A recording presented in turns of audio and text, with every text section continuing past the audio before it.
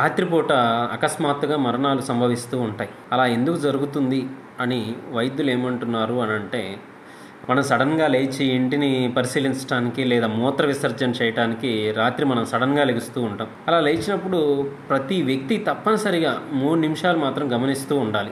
ఇది మనం తరచూ వింటూ ఉంటాం. ఎల్లప్పుడూ ఆరోగ్యంగా కనిపించే వ్యక్తి రాత్రి కన్ను మూశారు, అరే నిన్న అతనితో కూడా నేను ఫోన్లో మాట్లాడాను, అతను అకస్మాత్తుగా ఎందుకు చనిపోయాడు అనేది. కారణం, మీరు టాయిలెట్కి వెళ్ళేటప్పుడు రాత్రి లేచినప్పుడు వెంటనే లేవడం వల్ల మెదడుకు రక్త ప్రసరణ ఉండదు. నేను 3.5 నిమిషాలే ఎందుకు అంత ముఖ్యమైనవి అంటున్నా అంటే, అర్ధరాత్రి మూత్ర విసర్జన కోరిక మిమ్మల్ని మేల్కొల్పినప్పుడు ఈసీజీ సరళి మారవచ్చు.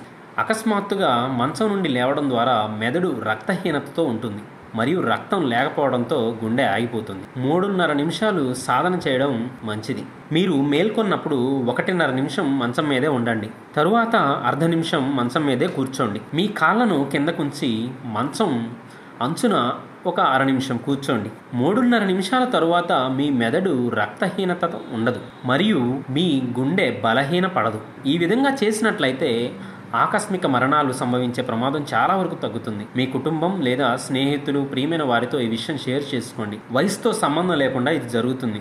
చిన్నవారైనా లేదా ముసలివారైనా అందరికీ తెలియచేయండి. మీ కుటుంబం కూడా ఈ విధానాన్ని అనుసరించడానికి ప్రయత్నించండి. For more interesting videos and updates, please subscribe to our channel.